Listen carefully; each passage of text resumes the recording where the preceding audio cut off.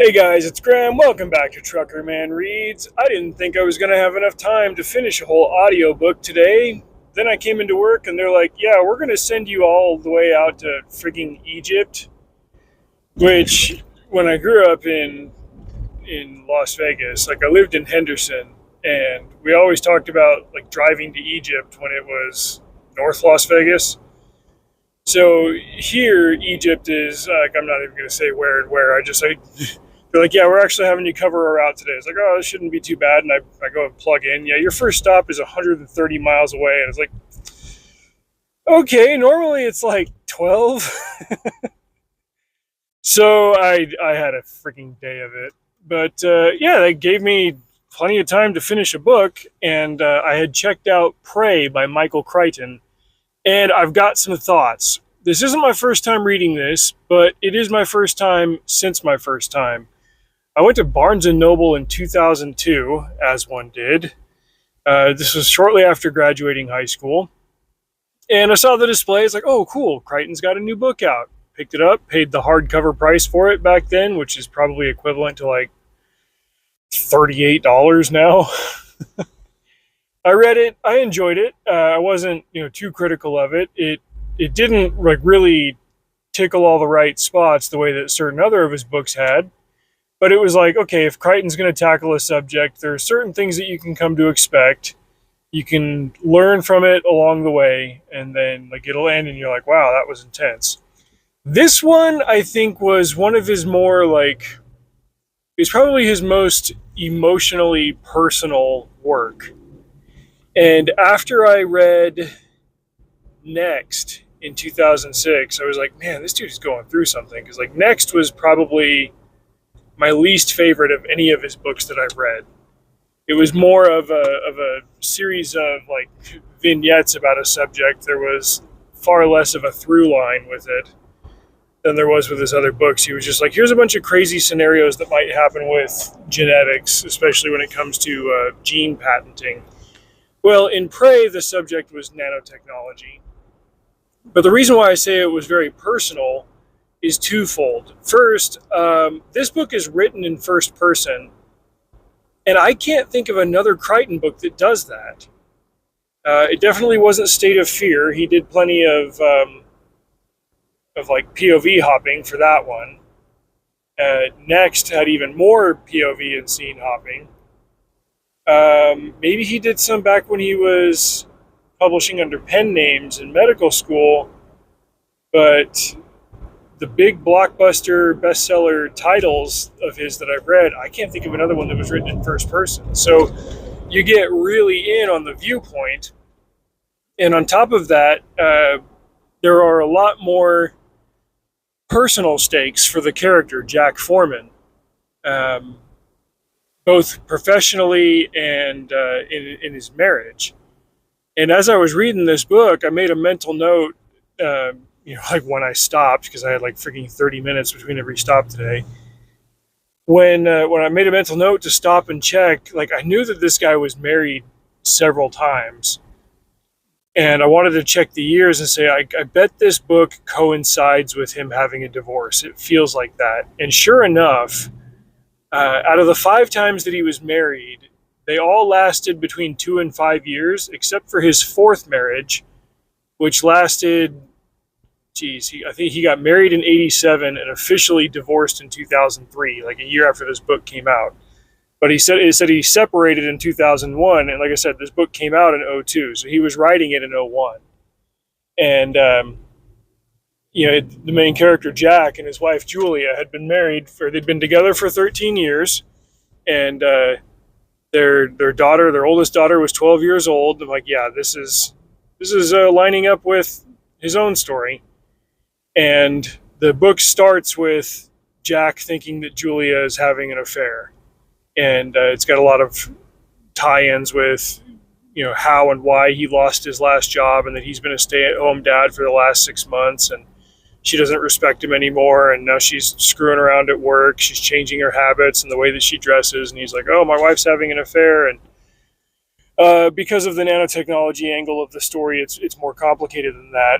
But man, like this was a very it wasn't as pessimistic as Next was, but there was definitely a more dour tone overall throughout this story because of Jack, watching his marriage fall apart in slow motion throughout the story. And I really get the impression as a reader that what was going on in his own life was coming out in this character. And the fact that he wrote it in first person is just extra reinforcement of that. So that's the perspective on the character and his personal emotional through line. But as for the technology side of the story, it was one of his crazier ideas. So basically, there's this Silicon Valley firm that's working on nanotechnology for medical purposes, cardiovascular surgeries.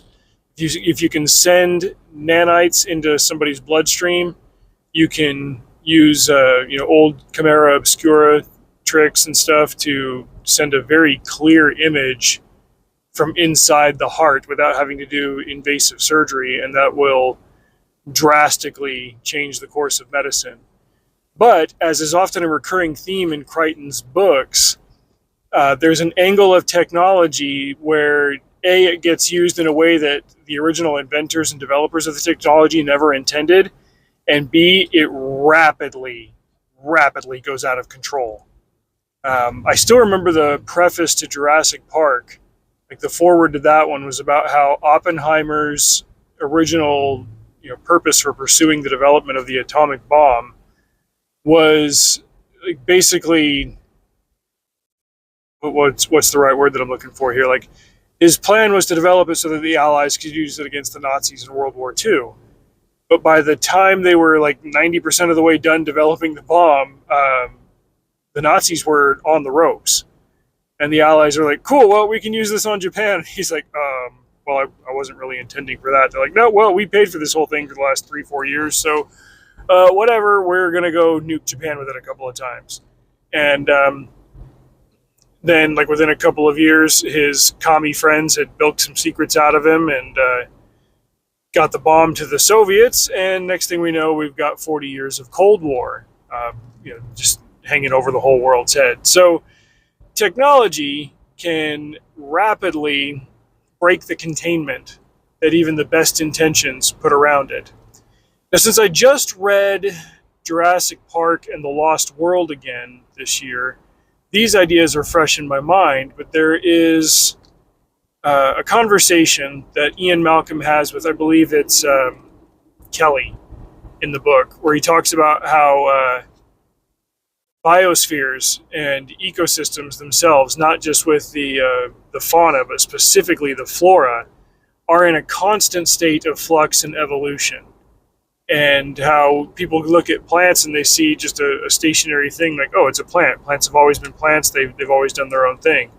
And he talks about how plants are constantly responding to stimuli in their environment, especially when it comes to things like insects or herbivores. And they'll change their behavior, and the insects and the herbivores will change their behavior, and eventually they'll go from being in a state of conflict to being in a state of symbiosis. And he explores that idea, even after he kind of cites that example, he explores that idea to greater effect in Prey, where mankind develops nanotechnology, these little dust-sized robots that then quickly start engaging with the world around them, and especially start responding in ways that are not anticipated, can't be contained, and also evolve insanely rapidly. I think one of his strongest ideas in this book is, he says, if you were to compress the entirety of the history of Earth into a 24-hour period, like for the first 12 hours, there was nothing. And then like the first single-celled organisms popped up. And then like a couple of hours later, we became multicellular. And then like a few minutes ago, we became the animal kingdom. And like 4 seconds ago, we became self-aware. So like it shows you how rapidly things accelerate once a particular threshold is reached. And with these nanites that are in a lab somewhere in Nevada near Tonopah, which if you're unfamiliar with where Tonopah is or what it looks like, it is 100% the middle of nowhere. And when you're in the middle of Nevada, there is a lot of middle of nowhere to go around. But as you might expect with a Crichton novel, somebody develops these dust swarms of nanites and they get out of control. And they specifically get out of control based on a program that the character Jack Foreman wrote. He wasn't a nano engineer, but he was a computer programmer, and he wrote a program called PredPrey that, again, this is one of the fascinating ideas in this book. It talks about how animals learn herd mentality, but not necessarily through deliberate cooperation. You stick a whole bunch of animals of a similar type together, and they won't all get together and have a meeting and say we're all going to act this way, but they'll, one of them will respond to stimuli, and the next person will either ape it or respond in the same way, and soon you develop herd behavior and coordination kind of naturally. Gross oversimplification, he explores it in all detail and everything in the book, but if you apply this high-tech iterative machine learning to the nanites, and you give them a week, they basically achieve godlike powers in a very short period of time, and also they behave like viruses. And very quickly, these swarms of nanites can latch onto a person and start eating their body, and then replacing them with cells that work in coordination to continue looking like the original person, and it just goes insanely nuts from there. On the thriller side of the story, it's not as tightly plotted or executed as other books of his. But again, I go back to the fact that A, it's first person, and B, he was kind of working through the ending of his own marriage, I think, with the development and execution of this story. And so you're going to get a different treatment and a different experience. This is why I'm abandoning star ratings. Back in the day, I gave it a 3-star rating, and I looked on Goodreads, and I'm like, hey, I'm not going to mess around with that. I think 3 stars for it is fine. I could see myself conceivably giving it 4, if any of that matters. But this is still a really good book. And even though it's been 23 years since I read it, there were pieces of it that I remembered almost directly. And other parts that it was good to remember and also to read with, a more developed and a more competent eye to those parts of the story. Language warning for the bomb of F and so on. There was some violence as the dust swarms become sentient and start attacking people. Scientists are trapped in a lab and we have to fight this monster that man has created. You get that a lot in different ways in Crichton stories. He does it exceptionally well. Obviously, he hit his peak with Jurassic Park and The Lost World. He had a couple of other bangers after that. Prey is on the back side of the downward slope, the curve downward on the chart. I liked State of Fear more than most people. I didn't like Next, and then I think Pirate Latitudes was another good 3-star book. To break down the chronology for you, I can't remember. He more or less put out a book every 2 years, and I can't remember what he would have put out in '96. '98 was Airframe, 2000 was Timeline, '02 was Prey, '04 was State of Fear, '06 was Next, and '08 would have been Pirate Latitudes. It was supposed to come out in December of that year, but he died in November of that year, so they postponed it. It came out the following fall in December of '09. And then there's been a couple of posthumous releases since then. I think Dragon Teeth is a superb example of one of those. But in summary, I think this is a very good book, and it's not one that you would have to read just to be a Crichton completionist. It's a fascinating look at a subject that was very cutting edge back then, and makes me kind of wonder, did this drop off as a technology? Are there still labs or universities and institutes that are out there kind of developing nanotechnology in this way? How has it changed in the last 20, 25 years? I wonder where I can look that up and find out.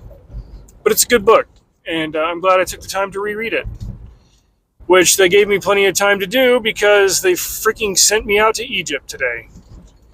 Anyway, have a good weekend. Drive safe. See you out there.